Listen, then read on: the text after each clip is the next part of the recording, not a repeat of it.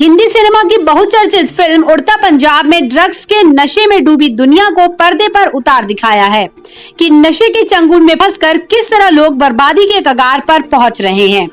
इन दिनों कुछ ऐसा ही जिले के युवाओं में देखने को मिल रहा है। क्या शहर, क्या कस्बा और क्या गांव, युवाओं में तेजी से नशे की लत फैल रही है। वहीं जवान हो रही पीढ़ी में नशे की लत तेजी से फैल रही है। ये नशा शराब या सिगरेट का नहीं है, बल्कि गांजा, कोकीन, अफीम, डेंड्रॉइड, चिप्पड़, स्मैक और नशीली दवाओं का है। इस तरह का नशा करने की वजह से युवाओं की मानसिक स्थिति बिगड़ती जा रही है। कई का तो मनोचिकित्सालय इलाज भी है। वहीं इस नशे के आदी होने के बाद से क्षेत्र में क्राइम भी बढ़ते जा रहे हैं। शहर के युवाओं के लिए स्मैक खरीदना आसान सी बात है, लेकिन कानून व्यवस्था से जुड़ी पुलिस को इसकी भनक तक नहीं कि अवैध स्मैक का कारोबार शहर में कहां और किस तरह हो रहा है।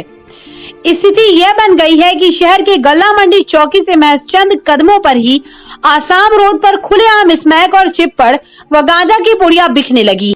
स्मैक की एक छोटी सी पुड़ियों की शुरुआत कुछ सैकड़ों से शुरू होती है, जो हजारों तक पहुंच रही है। लेकिन हमारी चुस्त दुरुस्त और अपराधियों की धरपकड़ के लिए सदैव मुस्तैद रहने वाली पुलिस इन सब से अनजान है। वहीं दूसरी ओर जंगल झाड़ियों में बन रही अवैध शराब बनाने वालों की धरपकड़ का दावा कर अपनी पीठ थपथपाने वाला आबकारी विभाग भी नशे के सौदागरों पर कार्रवाई करने में पूरी तरह नाकाम है।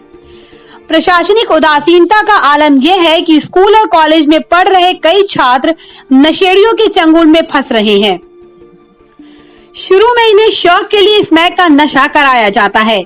बाद में ये नशा छात्रों के जहन में इतना उतर जाता है कि इसके आदी हो जाते हैं। बताते चले कि सबसे ज्यादा युवाओं के अंदर स्मैक का नशा फैल रहा है, जो युवाओं के परिवारों को भी बर्बादी की ओर ढकेल रहा है। कई स्थानों पर हो रही स्मैक की बिक्री युवाओं को बर्बाद कर रही है। महंगा नशा नशेड़ी के साथ ही पूरे परिवार को तबाह कर रहा है। नशे की चपेट में आए युवा 500 से लेकर 1000 तक की स्मैक एक खुराक पीते पीते सब कुछ लुटने के बाद 10 रुपए के इंजेक्शन और नशीली गोलियों से नशे की प्यास शांत कर रहे हैं। वहीं जिम्मेदार अपनी कुंभकर्णीय नींद में अब भी तल्लीन है। बताया जाता है कि स्मैक का नशा युवाओं के दिलो दिमाग पर इस कदर छा जाता है कि 15 दिन में ये इसके आदी हो जाते हैं। इसकी तलब मिटाने के लिए स्मैक को जैसे तैसे स्मैक का जुगाड़ करना पड़ता है। स्मैक नहीं मिलने पर युवाओं में गुस्सा होना, झगड़ा करना इत्यादि आने हो जाती हैं। ऐसे में महंगे नशे का शौक पूरा करने के लिए कई युवा अपराध की राह चुन रहे हैं। शहर के थाना दरगाह क्षेत्र गल्ला मंडी चौकी के पास ही नहीं, बल्कि कोतवाली नगर और देहात क्षेत्रों के ही कई स्थानों में स्मैक बेचने वालों ने अपने अड्डे बना रखे हैं, जिन पर अंकुश लगाया जाना जरूरी है। ये हाल अब शहर का ही है तो जिले के दूर दराज के हालात क्या होंगे, इसका अंदाजा आप खूब ही लगा सकते हैं। लेकिन गाढ़ी कमाई बंद होने के डर से इन पर अंकुश लगाने का जोखिम उठाने का साहस आखिर दिखाए तो दिखाए कौन। सवाल ये उठता है कि क्या महेश चंद कागज के टुकड़ों के आगे इंसानी जिंदगियों का कोई मोल नहीं है।